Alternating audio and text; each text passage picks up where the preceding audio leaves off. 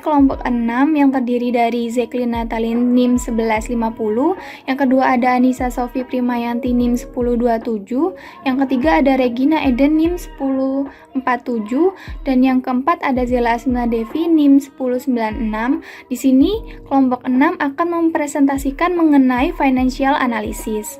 Manajer keuangan yang baik akan merencanakan prospek-prospek perusahaan di masa yang akan datang. Nah, sebelum merencanakan prospek tersebut, maka manajer terlebih dahulu itu memeriksa apakah mereka memiliki cukup dana untuk membayar biaya-biaya perusahaan seperti biaya-biaya tagihan pajak ataupun pembayaran dividen. Kemudian manajer akan memikirkan seberapa banyak investasi yang akan dilakukan oleh perusahaan. Analisis keuangan ini akan membantu manajer keuangan dalam melihat kinerja perusahaan secara keseluruhan dan juga bagaimana beberapa rasio-rasio keuangan utama dapat mengingatkan manajer tentang potensi-potensi resiko. Selanjutnya ada financial ratio atau rasio keuangan.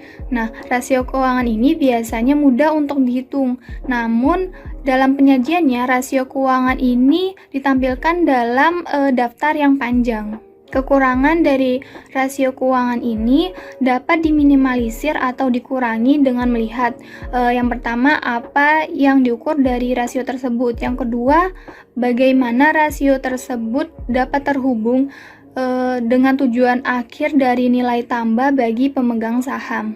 Nah, nilai pemegang saham ini bergantung pada keputusan investasi yang baik. Nah, di dalam tabel 28.1 ini merangkum tentang pertanyaan-pertanyaan yang biasanya diajukan oleh manajer dalam mengevaluasi keputusan investasi, seperti seberapa menguntungkannya investasi relatif terhadap biaya modal, kemudian ada bagaimana seharusnya profitabilitas diukur, kemudian apakah pembiayaan yang tersedia itu mencukupi, kemudian ada juga apakah strategi pembiayaan sudah baik dan juga sesuai.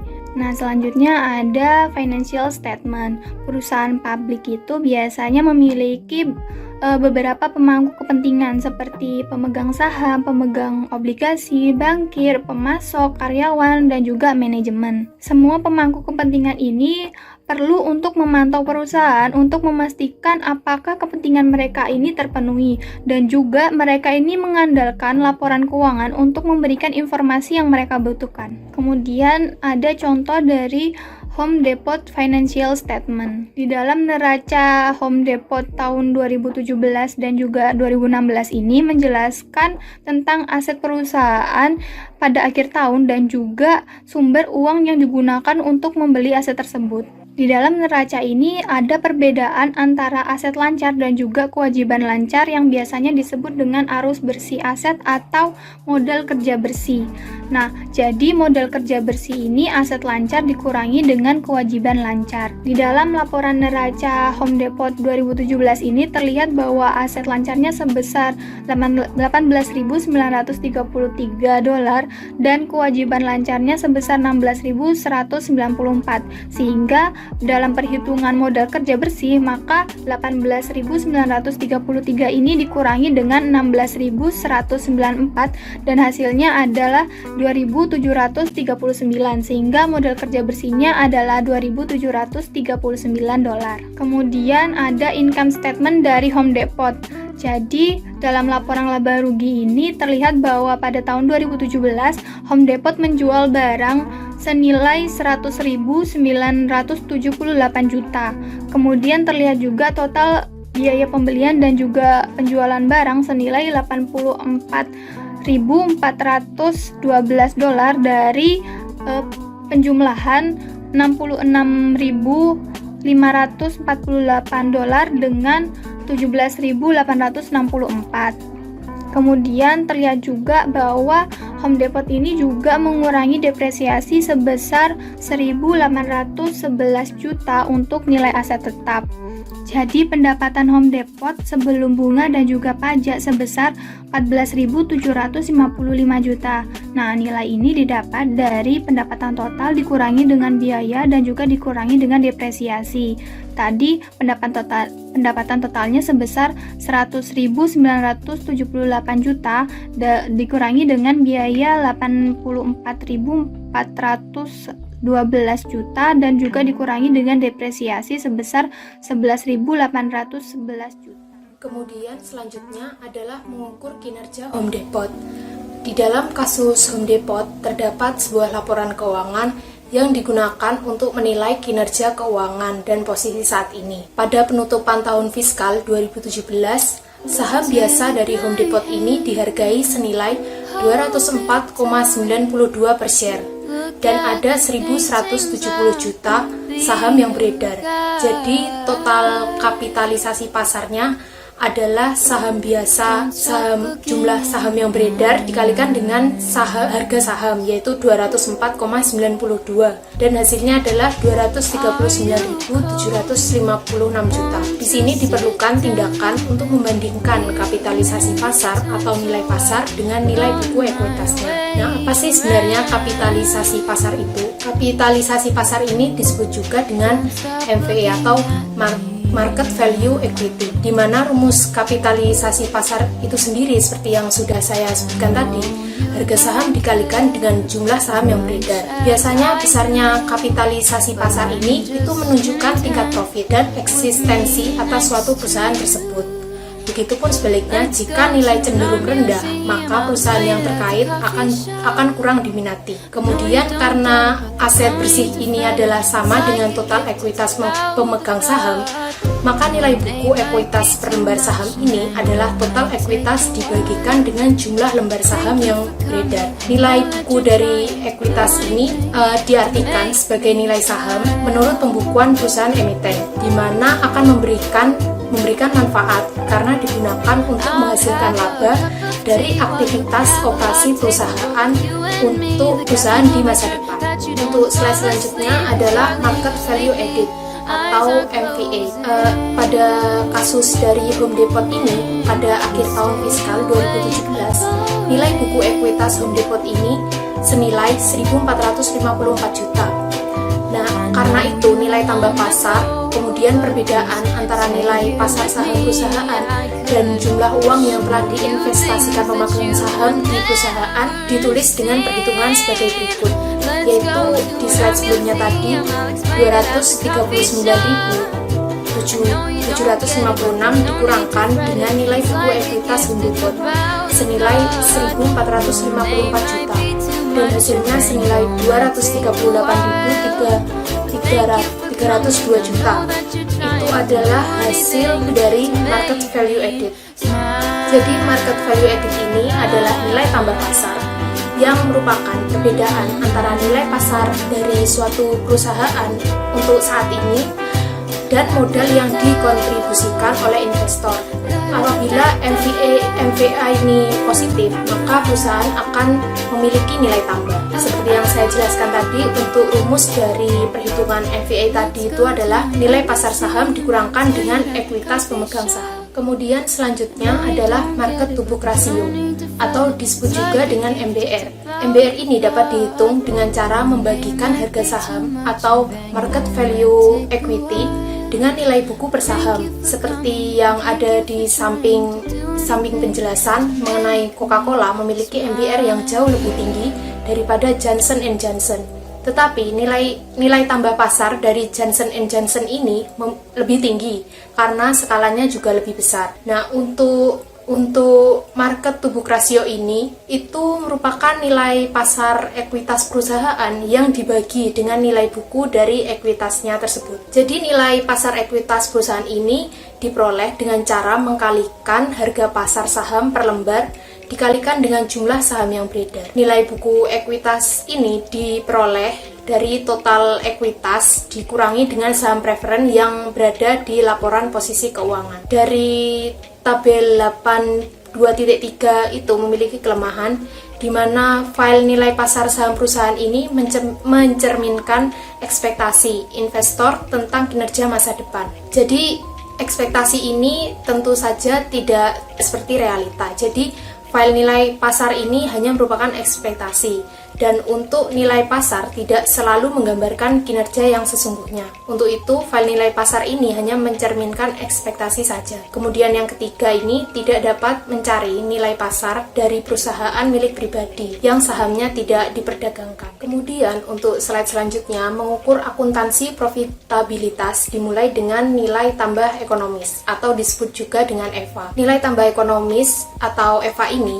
adalah perkiraan laba ekonomi perusahaan atau nilai yang dibuat melebihi dari pengembalian yang diisyaratkan pemegang saham perusahaan. Jadi EVA ini adalah laba bersih dikurangi biaya modal untuk meningkatkan modal perusahaan. Nah, apa sih itu biaya modal? Jadi di dalam EVA ini, EVA sendiri kan merupakan indikator tentang adanya penciptaan nilai dari suatu investasi. Nah, apabila EVA itu positif, itu akan menandakan perusahaan telah berhasil menciptakan nilai tambah bagi pemegang saham. Hal itu sejalan dengan tujuan yang berguna untuk memaksimalkan nilai perusahaan. Kemudian untuk biaya modal ini disebut juga dengan cost of capital, di mana konsep ini merupakan suatu konsep yang digunakan untuk mengetahui berapa biaya yang harus dikeluarkan oleh perusahaan sebagai akibat dari suatu penggunaan dana yang digunakan untuk pembelian barang dan modal ataupun modal kerja. Untuk slide sebelumnya tadi sudah dijelaskan apa itu EVA, kemudian pada slide ini kita menghitung EVA. Dalam kasus Home Depot yang dimana perusahaan tersebut memasuki tahun fiskal 2017 dengan total kapitalisasi 26.682 juta yang terdiri dari 22.349 juta hutang jangka panjang dan 4.333 juta ekuitas pemegang saham. Untuk biaya modal rata-rata terimbang Home Depot ini sekitar 8,2%. Oleh karena itu, investor menyediakan 26.682 juta, mengharuskan perusahaan untuk menghasilkan setidaknya 0,082 ini dari 8,2% dikalikan dengan uang dari investor senilai 26.682 juta dengan hasil 2.188 juta untuk pemegang hutang dan ekuitasnya. Kemudian pada tahun 2017, bunga dan laba bersih setelah pajak dari Home Depot ini berjumlah 1 dikurangi 0,35 dikalikan 1057 ditambah dengan 8.630 dengan hasil 9.317 juta. Kenapa 1 dikurangkan dengan 0,35? Karena 0,35 ini merupakan tarif pajak tahun 2017 yang dituliskan sebesar 35%. Nah, jadi ketika kita mengurangi total biaya modal perusahaan dari angka ini, kita melihat bahwa perusahaan telah menghasilkan 9.317, yaitu dari bunga dan laba bersih setelah pajak dari Home Depot dikurangkan dengan 2.188, yaitu mengharuskan perusahaan untuk menghasilkan setidaknya 2.188 juta untuk pemegang hutang dan ekuitasnya yang sudah dihitung tadi dengan nilai 7.129 juta, lebih banyak daripada investor yang dibutuhkan. Kemudian untuk rumus dari EVA sendiri ini bisa dilihat di sebelah penjelasan. EVA sama dengan after tax interest ditambah dengan net income dikurangkan dengan cost of capital dikalikan kapital. Seperti yang sudah saya jelaskan tadi, 9.317 dikurangkan dengan 2.188 menghasilkan 7.129 juta. Kemudian selanjutnya adalah ROC atau pengembalian modal, sama dengan total laba yang diperoleh perusahaan pemegang hutang dan ekuitasnya dibagi dengan jumlah uang yang telah mereka kontribusikan. Apabila perusahaan ini mendapatkan pengembalian modal lebih tinggi daripada yang dibutuhkan investor, artinya EVA ini bernilai positif. Di mana dalam kasus Home Depot, tarif pajak sebesar 35% pengembalian modal dinyatakan dengan rumus after tax interest ditambah net income dibagi dengan total kapital, yang hasilnya 1 dikurangkan 0,35 dari tarif pajak sebesar 35% pengembalian modal dikalikan dengan 1057, yaitu bunga ditambah dengan 8.630 dibagi dengan 26.682 yang berada pada slide sebelumnya, sehingga memperoleh hasil 0,349. Kemudian untuk slide selanjutnya mengenai ukuran pengembalian. Di sini terdapat 3 ukuran pengembalian umum. Yang pertama adalah ROC atau pengembalian modal, kemudian yang kedua adalah pengembalian ekuitas atau ROE, dan laba atas aset atau ROA. Semua didasarkan pada informasi akuntansi. Dan oleh karena itu, ketiganya ini dikenal sebagai book rate of return. Ini merupakan suatu ukuran untuk pengembalian umum di mana ROC sendiri ini memiliki perhitungan after tax interest ditambah net income per total kapital seperti yang sudah saya jelaskan di slide sebelumnya. Kemudian untuk ROE ini rumusnya adalah net income dikurangkan dengan equity. Dan untuk ROA ini adalah after tax interest ditambah net income dibagikan dengan total aset. Kemudian untuk slide selanjutnya adalah mengukur efisiensi. Nah, untuk mengukur efisiensi ini terdapat 3 perhitungan. Yang pertama mengenai rasio, asset turnover ratio. Kemudian yang kedua ada inventory turnover. Dan yang terakhir receivables turnover. Dalam perhitungan keuangan perusahaan, istilah dari asset turnover ratio ini merupakan rasio perputaran total aset yang merupakan rasio aktivitas yang digunakan untuk mengukur seberapa kemampuan perusahaan dalam menghasilkan penjualan dari jumlah aset yang dimiliki perusahaan tersebut. Di dalam akuntansi, perputaran persediaan ini merupakan ukuran dari berapa kali persediaan tersebut dijual atau digunakan dalam periode tertentu, yakni 1 tahun. Kemudian yang tadi itu merupakan definisi dari inventory turnover. Kemudian yang ketiga ini adalah receivables turnover. Jadi receivable turnover ratio ini merupakan ukuran akuntansi yang digunakan untuk mengukur seberapa efektif perusahaan dalam memberikan kredit sekaligus menagih hutang. Untuk rasio perputaran piutang ini atau receivables turnover ini merupakan rasio aktivitas yang mengukur seberapa efisiensi perusahaan menggunakan asetnya. Selanjutnya adalah profit margin. Nah, profit margin ini tuh merupakan indikator dari kemampuan perusahaan untuk dapat menghasilkan keuntungan bersih. Nah, hasilnya ini bisa dibandingkan antara penjualan dan laba bersih. Untuk perhitungan profit margin ini tuh sangatlah penting karena dengan adanya perhitungan profit margin ini dapat menentukan langkah ke depan bagi sebuah perusahaan, terutama dalam menerapkan strategi penjualan dengan penetapan harga. Profit margin ini ditunjukkan dengan persentase. Nah, angka persentase itu menunjukkan berapa rupiah keuntungan yang diperoleh suatu usaha itu dibandingkan dengan penjualan. Untuk rumus profit margin ini sendiri adalah net income dibagi dengan penjualan. Contohnya pada Home Depot, nah laba bersih yang diperoleh Home Depot itu senilai 8.630.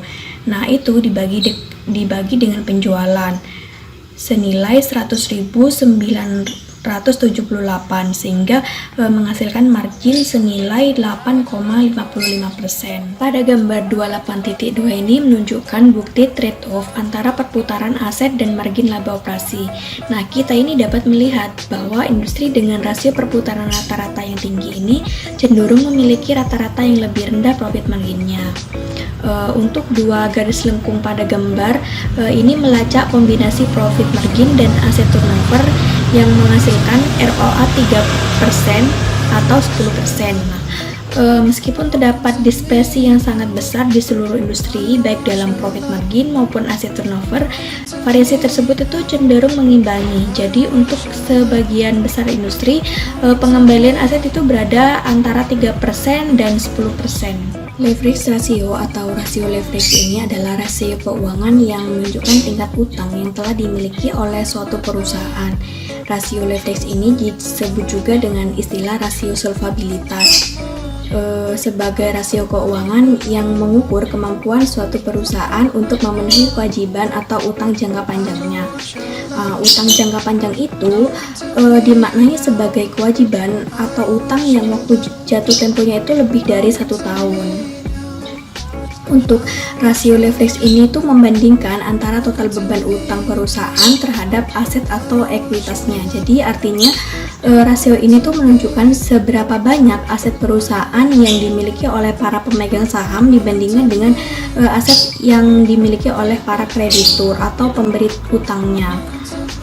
Untuk penggunaan utang dalam operasional bisnis ini bisa menguntungkan apabila perusahaan ini mampu menghasilkan laba. Sebaliknya, perusahaan dengan leverage yang tinggi itu justru akan mengalami resiko gagal bayar yang lebih tinggi terhadap kewajiban keuangannya jika profitabilitasnya menurun dibandingkan dengan perusahaan yang memiliki leverage rendah. Untuk rasio leverage ini penting untuk menganalisis tingkat utang yang dimiliki oleh perusahaan. Nah, rasio ini tidak hanya memberikan manfaat secara internal, yakni manajemen perusahaan saja, tetapi juga pihak eksternal yaitu investor dan kreditur. Bagi manajemen perusahaan, rasio leverage ini digunakan untuk mengevaluasi kinerja perusahaan dalam menghasilkan laba yang digunakan untuk membayar utang, baik dalam jangka pendek maupun jangka panjang. Untuk rasio leverage ini bagi investor bermanfaat dalam menganalisis keuangan perusahaan lebih lanjut sebelum memutuskan untuk berinvestasi pada suatu perusahaan. Dan untuk kreditur, rasio leverage ini digunakan sebagai pertimbangan dalam pengambilan keputusan terkait dengan pemberian pinjaman. Untuk jenis-jenis rasio leverage ada 4. Yang pertama ada debt to asset ratio atau debt ratio, yang kedua ada long term debt to equity ratio, yang ketiga ada times interest earned ratio, dan yang keempat ada debt to equity ratio. Jenis-jenis rasio leverage. Yang pertama ada debt to asset ratio. Nah, rasio ini tuh digunakan untuk mengukur kemampuan perusahaan mengandalkan utang untuk membiayai asetnya. Perhitungan rasio ini tuh dilakukan dengan membagi total utang dengan total aset yang dimiliki perusahaan. Rumusnya adalah debt to asset ratio sama dengan total utang dibagi dengan aset. Untuk nilai rasio 0,5 atau 50% ini menunjukkan bahwa kreditur mendanai perusahaan 50% dari aktiva yang dimiliki perusahaan. Yang kedua, long term debt to equity ratio.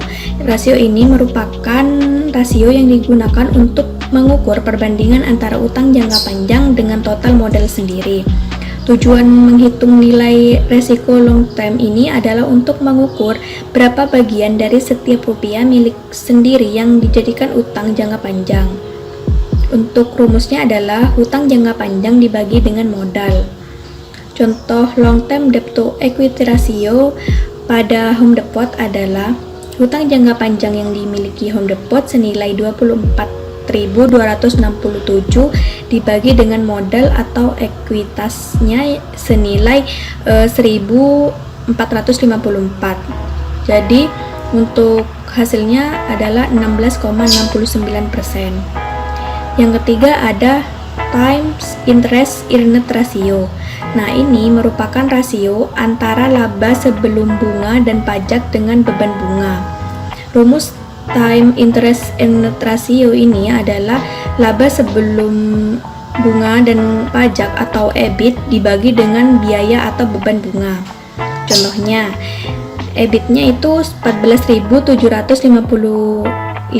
dibagi dengan beban bunga senilai 1.057. Jadi hasil time interest earned ratio-nya itu adalah 14,0.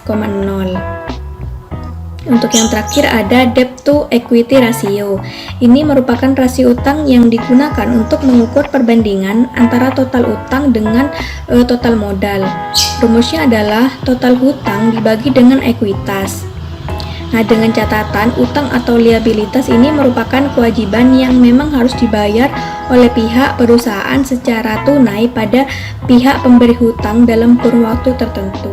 Ini saya akan menjelaskan mengenai measurement likuiditi atau pengukuran likuiditas. Nah, menurut Van Hopper and Matchway, likuiditas itu merupakan rasio yang digunakan untuk mengukur atau menilai kemampuan sebuah perusahaan untuk melunasi atau membayarkan kewajiban jangka pendeknya. Nah, dalam rasio ini, kewajiban jangka pendek tersebut akan dibandingkan dengan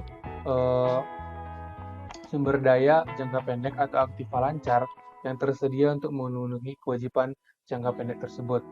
Atau dengan kata lain, likuiditas itu menggambarkan sejauh mana suatu aset itu dengan cepat dapat diperjualbelikan di pasar dengan harga yang mampu mencerminkan nilai-nilai intrinsiknya. Nah, kebanyakan orang atau secara universal menganggap bahwa uang tunai itu merupakan aset yang paling liquid karena uang tunai mampu atau dengan cepat dikonversikan ke bentuk-bentuk aset-aset lainnya. Walaupun demikian, ketika suatu likuiditas tinggi, hal tersebut belum tentu dapat dianggap baik. Misalkan, ketika sebuah perusahaan memiliki jumlah atau menyimpan uang tunai secara besar, hal tersebut pasti akan menyebabkan likuiditas perusahaan tersebut akan tinggi, atau perusahaan tersebut dapat dikategorikan sangat liquid. Namun, hal tersebut belum tentu dianggap baik karena hal tersebut dapat menimbulkan resiko-resiko yang tidak diinginkan, seperti resiko pencurian, resiko kehilangan uang cash, dan yang lain-lainnya. Nah, dalam pengukuran likuiditas, kita akan mempelajari 3 rasio likuiditas. Yang pertama itu rasio lancar atau current ratio. Nah, di current ratio ini, yaitu rasio ini menggambarkan atau menentukan apakah suatu perusahaan itu mampu dalam melunasi kewajiban jangka pendeknya dengan uang tunai yang diterima dari hasil penjualan aset-asetnya. Sehingga rumus dari current ratio ini sama dengan aktiva lancar dibagikan dengan hutang lancar dikalikan 100%. Nah, semakin tinggi rasio ini, maka akan semakin terjaminnya hutang-hutang perusahaan pada kreditor. Sehingga bagi pihak kreditor, ketika rasio ini semakin tinggi, maka akan dianggap sangat-sangat bagus. Namun berbeda halnya dengan manajemen, karena ketika rasio ini tinggi, hal tersebut belum menentukan atau belum dapat ditentukan bahwa belum tentu dapat dikategorikan baik, karena ketika rasio ini tinggi dapat mencerminkan bahwa dalam perusahaan tersebut memiliki kelebihan aset-aset lancar, sehingga dapat diindikasikan bahwa manajemen tersebut kurang mampu untuk mengelola atau mengoptimalkan aset-aset lancar tersebut dalam operasionalnya. Nah, selanjutnya itu adalah rasio cepat atau quick ratio. Sebenarnya quick ratio ini memiliki hampir serupa atau memiliki kemiripan dengan rasio lancar, di mana pada rasio cepat ini inventaris atau persediaan itu tidak digolongkan ke dalam aktiva lancar, sehingga rumus untuk rasio cepat sama dengan aktiva lancar dikurang dengan persediaan dibagikan dengan hutang lancar dikalikan 100%. Nah, ketika rasio ini semakin tinggi, maka akan mencerminkan semakin baik pula perusahaan dalam membayarkan hutang-hutangnya atau kewajiban jangka pendeknya dalam satu siklus operasinya. Nah, selanjutnya itu ada cash ratio atau rasio cash. Nah, dalam rasio cash ini memiliki rumus cash dibagikan dengan hutang lancar dikalikan dengan 100%. Nah, ketika rasio ini semakin tinggi, maka akan mengindikasikan atau berarti bahwa kemampuan cash suatu perusahaan itu akan semakin tinggi dalam melunasi atau membayarkan kewajiban-kewajiban jangka pendeknya. Nah, selanjutnya itu kita akan membahas mengenai interpretasi dari rasio-rasio keuangan. Setelah kita mempelajari tadi bagaimana cara mengukur atau menentukan dan menilai kondisi atau kinerja keuangan suatu perusahaan, sekarang kita perlu untuk memahami atau mengetahui cara untuk menilai rasio-rasio tersebut apakah dapat tergolongkan tinggi ataupun rendah. Misalkan ketika suatu perusahaan itu memiliki nilai ekonomi sangat-sangat rendah atau memiliki tingkat pengembalian ekuitas yang lebih kecil daripada biaya modalnya, maka hal tersebut dapat mencerminkan bahwa perusahaan kurang mampu untuk mencapai atau memenuhi kemakmuran dari pemegang sahamnya. Namun, hal tersebut merupakan ukuran dari beberapa orang. Banyak orang yang memiliki ukuran-ukuran lainnya karena tolak ukur dalam menentukan rasio-rasio keuangan ini belum ada atau belum distandarkan untuk tolak ukurnya. Sehingga hal tersebut disebabkan karena rasio-rasio keuangan itu dapat berubah-ubah secara tahun ke tahun atau berubah-ubah dari tahun ke tahun. Itu disebabkan karena elemen-elemen dalam itu berubah, seperti asetnya akan berubah dari tahun ke tahun dalam suatu perusahaan, laba, likuiditas, dan yang lainnya. Nah, karena hal tersebut, bagi manajer ataupun kita untuk menentukan atau menginterpretasikan rasio-rasio keuangan, kita perlu membandingkan atau memperhatikan 3 langkah. Yang pertama itu membandingkan rasio-rasio keuangan tersebut atau rasio-rasio keuangan perusahaan yang telah kita cari dengan rasio-rasio keuangan tahun-tahun sebelumnya, sehingga kita dapat menilai apakah rasio keuangan tahun ini tergolong tinggi, rendah, atau meningkat ataupun menurun. Nah, setelah kita melakukan analisis tersebut, kita akan melakukan analisis selanjutnya, yaitu membandingkan kinerja perusahaan, yaitu dengan rasio-rasio keuangan yang tadi, dengan perusahaan-perusahaan pesaingnya. Apakah perusahaan-perusahaan yang kita analisis tersebut golong rendah rasio keuangannya atau masih kalah dengan pesaing-pesaingnya? Mungkin nanti kita akan mengetahuinya setelah kita membandingkan dengan kinerja perusahaan-perusahaan pesaing. Nah, setelah kita melakukan pembandingan kepada pesaing, selanjutnya kita akan melakukan perbandingan kinerja atau rasio keuangan pada skala industri, di mana kita akan membandingkan rasio keuangan kita pada industri-industri yang lain, seperti itu. Nah, setelah kita melakukan 3 hal tersebut, maka kita pasti akan dapat menginterpretasikan atau menyimpulkan interpretasi mengenai rasio keuangan pada perusahaan tersebut. Apakah ada tergolong baik, apakah tergolong tinggi, atau tergolong rendah. Jadi seperti itu. Mungkin sekian presentasi dari kelompok kami. Kami ucapkan banyak terima kasih.